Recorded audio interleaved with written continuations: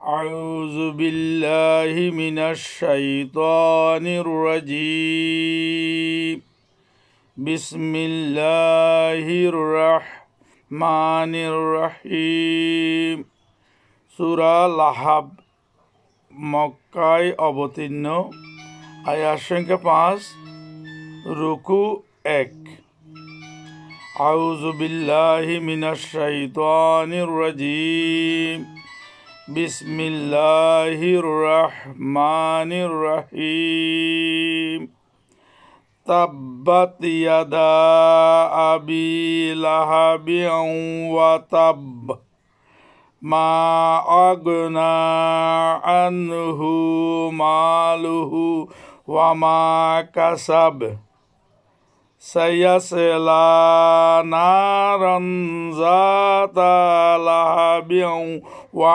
আমরাতুহু হাম্মালাতাল হাতাব ফি জিদিহা হাবলুম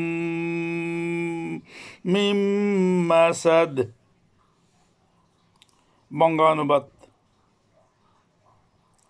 ধ্বংস হোক আবু লাহাবের 2 হাত ও ধ্বংস হোক আবু লাহাব, তার ধন সম্পদ ও সে যা উপার্জন করেছে উহা তার কোনো কাজে আসেনি। অনতি বিলম্বে সে লেলিহান অগ্নিতে দগ্ধ হবে এবং তার স্ত্রীও যে ইন্ধন বহন করে তার গলদেশে খেজুর গাছের আঁশের দৃঢ় রজ্জু নিয়ে। সাদাকাল্লাহুল মাওলানাল আযীম। এই যে সূরা লাহাব, এটি একটি মক্কায় অবতীর্ণ সূরা। হযরত মুহাম্মদ মুস্তাফা সাল্লাল্লাহু আলাইহি ওয়াসাল্লাম যখন ইসলামের দাওয়াত শুরু করলেন, তিনি যখন মহান স্রষ্টা সৃষ্টিকর্তা একজন আমাদের রয়েছেন, আমাদেরকে ইবাদত করতে হবে, আইন মানতে হবে, বিধান মানতে হবে, সেই মহান সত্তার এটা যখন এই দাওয়াত যখন তিনি দিতে লাগলেন, তখন সেই আইয়ামে জাহেলিয়াতের যুগ, আরবের প্রভাবশালী নেতৃস্থানীয় ব্যক্তিদের মধ্যে এই যে আবু লাহাব অন্যতম। আবু লাহাব এবং তার স্ত্রী মহানবী সাল্লাল্লাহু আলাইহি ওয়াসাল্লামকে এবং যারা এই যে নতুন ইসলামের দাওয়াত গ্রহণ করছেন তাদেরকে বিভিন্নভাবে উত্ত্যক্ত এবং শারীরিক নির্যাতন করতে লাগলো। এই যে তাদের অত্যাচার এবং নির্যাতনের মাত্রা এতটুকু সীমালঙ্ঘন করলো যে আবু লাহাব এবং তার স্ত্রীর এই অমানবিক আচরণের এই যে নিন্দাস্বরূপ পবিত্র কোরআনে এই সূরাটি নাজিল হয়।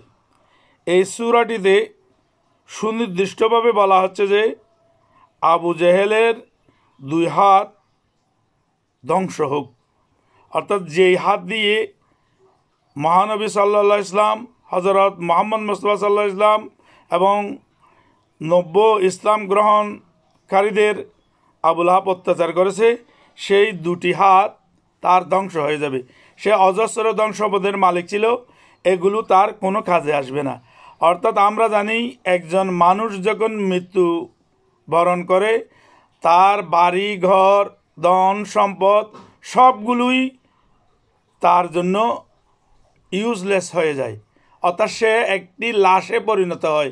এমনকি সে নিজ বাড়িতে অবস্থানের সুযোগও হারায়, তখন তাকে ফ্রিজিং গাড়িতে বাইরে রাখা হয়। এই যে করুণ অবস্থা, এবং তার যেই ওয়ারিসদের জন্য তিনি সম্পদ রেখে যান, তারা তার নামটা পর্যন্ত লাশ এবং তাকে কত দ্রুত বিদায় দিয়ে কবরস্থ করা হবে সেটার জন্য ব্যস্ত হয়ে পড়ে এবং তার পরিত্যক্ত সম্পদগুলো কিভাবে গ্রাস করবে তার জন্য বিভিন্ন ফন্দি ফিকির বের করে।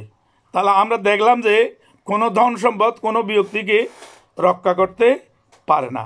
একমাত্র কোনো মানুষ, আমরা যারা তকদিরে বিশ্বাস করি, পরকালে বিশ্বাস করি, আমরা বিশ্বাস করি যে একমাত্র ভালো কাজ এবং যেই কাজগুলো যুগ যুগ ধরে মানুষের কল্যাণে ব্যবহৃত হবে সৎকায়ে জারিয়া হিসেবে, সেগুলোই কাজে আসবে।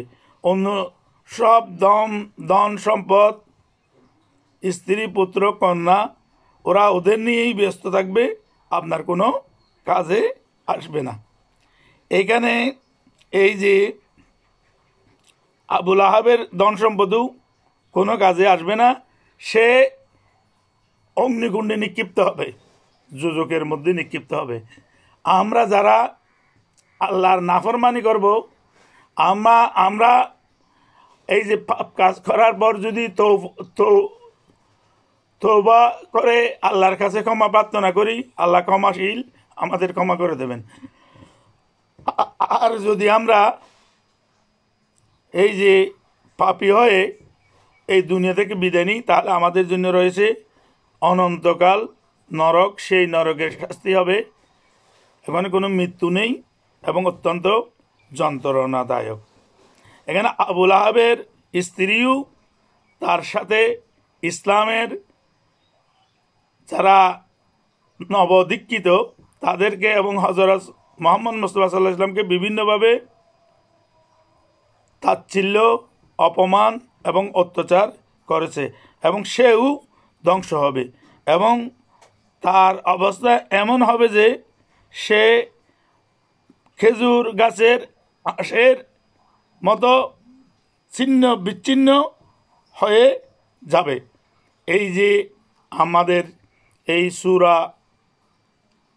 এই সূরার মূল কথা হচ্ছে কোনো ধন সম্পদ মানুষের কোনো কাজে আসবে না এবং যারা অন্যায় অবিচার করবে তাদের জন্য অপেক্ষা করছে শাস্তিময় সেই জাহান্নাম, এবং যারা অন্যায় কাজে সহযোগী হবে তারাও মুক্তি পাবে না, তাদের জন্য রয়েছে কঠোর শাস্তির ব্যবস্থা।